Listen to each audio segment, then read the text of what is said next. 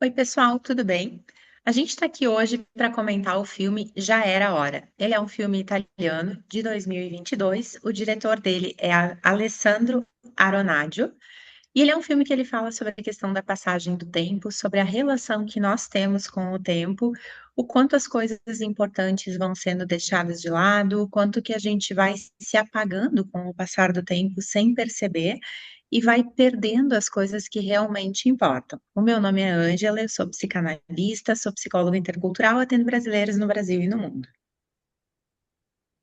Oi, eu sou a Paty Pacheco, psicóloga intercultural e de casais, e estou aqui para tentar colaborar um pouco com essa nossa meta, a nossa ideia. E eu sou a Raquel Schatz, sou psicóloga clínica intercultural, terapeuta de casais, né? E quando surgiu esse filme como sugestão, eu ainda não tinha ouvido falar, não sabia o que esperar. Mesmo o início do filme, né? Não que demora para entender, mas não é óbvio qual é o tópico da história. E ele é um filme muito interessante porque ele traz você um pouco para a angústia do personagem, né? Porque você fica, será que agora as coisas vão voltar ao normal, entre aspas, né? Porque como a Ângela mencionou, ele é um filme que fala sobre a passagem do tempo e quando a gente se coloca, porque isso acontece muito quando nós estamos vendo filmes, lendo livros, de se colocar no lugar do personagem e pensar como que seria se isso acontecesse comigo? Se eu dormisse e acordasse, fosse durmo no meu aniversário hoje e acordo no meu aniversário do ano que vem. Quantas coisas eu deixei de viver nesse tempo? Então, quando o filme consegue trazer o espectador para essa vivência do personagem, te faz refletir o impacto daquilo que o personagem está vivendo, né? Nesse caso, para mim, pelo menos, o que me trouxe foi angústia, porque a gente vive isso de certa forma no nosso dia a dia. Quantas vezes você está muito tempo sem ver um amigo e aí, nossa, fala quanto tempo? Você vai ver, passou 3 meses que você falou com essa pessoa a última vez. Então, o quanto a noção do tempo, às vezes parece que a gente tem muito tempo pela frente e quando a gente olha para trás, que a gente percebe o quanto já passou. Então, achei um filme muito interessante para fazer o espectador refletir em como cada um de nós está utilizando o tempo que nos é dado. Você já pensou nisso hoje? Uma das coisas que mais me encanta nesse filme é a maneira como toda a montagem dele nos faz ficar o tempo inteiro pensando sobre essa pergunta que a Raquel traz, né, do como a gente está usando o nosso tempo, porque ele vai fazendo o contraponto do Dante, fazendo as coisas daquele jeito dele, né? A cena para mim do sanduíche dele sendo engolido pelo sanduíche no meio do trabalho, com o letreiro atrás dizendo, né? A vida é o que acontece enquanto a gente está fazendo outros planos, ou uma frase mais ou menos semelhante. E a mulher dele tranquila, comendo, né, a comida dela, desfrutando da comida dela, vivendo aquele momento. O quanto que vai pegando essas cenas de ponta, assim, quando ele joga a bola para o cachorro volta anos mais velho, né? O quanto que isso nos convida a pensar nas pequenas distrações onde a gente vai perdendo a vida. Não é numa coisa grande, não é num momento pontual, mas são nas pequenas coisas que a gente vai adiando todos os dias, e que a vida vai passando, que quando a gente para perceber, é aquele momento que é como a Raquel traz, assim, dá aquela sensação de agora vai, agora ele engrena, mas o susto dura pouco. Logo ele já volta a funcionar do jeito tradicional dele de funcionar, logo as coisas se amortecem de novo, logo o tempo passa de novo sem que ele perceba, né? Exatamente. Essa temática do tempo, né, no cinema, ela é bem explorada de viagem, tempo, de mudanças. Tem um filme já bem conhecido também, daquele do Dia da Marmota, que o Billy, é, o ator, eu esqueci o nome, obviamente que eu esqueci o nome, fica preso no Dia da Marmota durante um tempão da vida dele, né? E a gente às vezes se sente assim também, presa, quando a gente quer acelerar o tempo depois de um de um fato que nos incomodou, ou de uma perda, algo do tipo. Mas o tempo tem o seu próprio tempo, a gente não controla. A gente controla o que a gente faz e como a gente faz e as escolhas que a gente faz, né? Ali eu vejo como o filme muito como uma metáfora da, disso, das escolhas que a gente faz ao longo da vida. Ele fica aprisionado, né, nessa ideia de que mais tarde vai ser melhor, que é o que muita gente pensa, né? Ah, quando eu me formar, tudo vai melhorar. Quando eu casar, tudo vai melhorar. Então, é aquela ilusão de futuro, junto com um desejo, os desejos que são naturais do ser humano, né? Mas que, ao mesmo tempo, o tempo é preenchido sempre é, incompleto, ele vai estar sempre incompleto. As tarefas não vai ser feliz, mesmo que a gente milagrosamente a gente tivesse tido todas as tarefas que a gente está em pendência, numa mágica tivesse tudo pronto. Não, em seguida a gente ia achar várias outras coisas para fazer. E, e eu acho, trazendo de novo o Winnicott, que eu pesquisei, é, ele ajuda a compreender esse funcionamento. É, o Dante, ele se adapta tanto às exigências externas que perde a capacidade de viver de forma espontânea. E o trabalho deixa de ser realização e passa a ocupar os lugares das relações, do brincar e dos pequenos momentos que dão sentido à existência. A gente falou no Tarja Branca, né? E dá para pensar nisso também.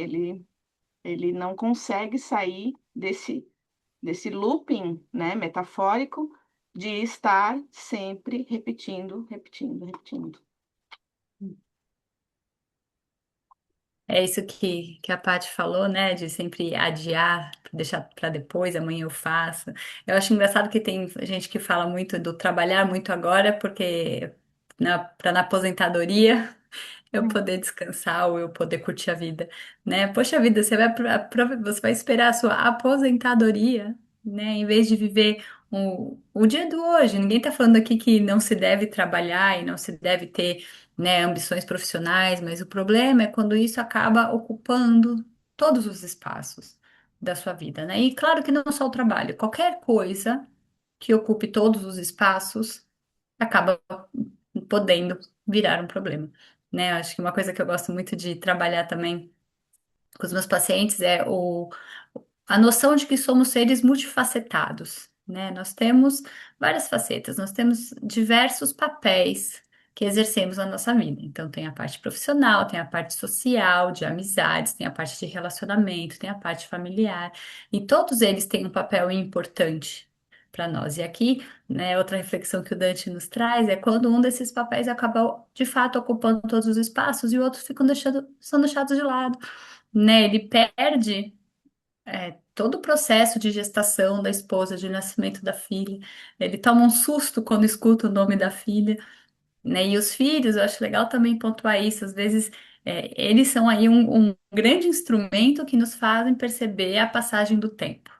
Às vezes nós, por nós mesmos, não percebemos as coisas acontecendo, mas quando você não precisa necessariamente ser um filho, mas uma criança, que o desenvolvimento acontece de uma forma muito mais brusca, vamos dizer assim, né? 2 anos na vida de uma criança é uma grande transformação, e você leva esse susto, né? Como assim você já tá desse tamanho? Essa é uma fala que ele repete muitas vezes durante o filme, né? E ele acaba perdendo a função dele nesses outros papéis, como marido, como pai, como amigo, o amigo dele, né, desenvolve um câncer e ele se perde no meio dessa história. Então, acho legal também trazer essa reflexão, né, que quais são os papéis que você ocupa na sua vida, que são importantes para você, e será que eles estão equilibrados? Pense nisso. E a responsabilidade de cada um que está escolhendo, né? Porque o Dante ele passa muito tempo do filme justificando que ele está trabalhando para a família. E lá no final ele consegue se dar conta e ele consegue dizer, foi tudo sempre por mim mesmo, porque é muito fácil, fácil num sentido de automático, que a gente escoe para este caminho de achar eu estou fazendo isso pela minha família, eu estou fazendo isso porque é necessário, eu estou fazendo isso por uma demanda impossível de pensar, quando muitas vezes tem a ver com um desejo interno de reconhecimento naquele lugar, tem a ver com uma crença que se tem do como as coisas são na vida e no mundo, e por vezes, quando a gente vai se dar conta disso, a passagem desse tempo já não permite algumas recuperações. O Dante teve essa chance porque, bem, né, o cinema ele tem um roteirista mais generoso do que a vida tem. Mas me marcou muito o quadro da mulher dele, quando ela faz o retrato dele todo com um carimbo de datas, e que o nome do retrato é Os Dias que Eu Te Esperei.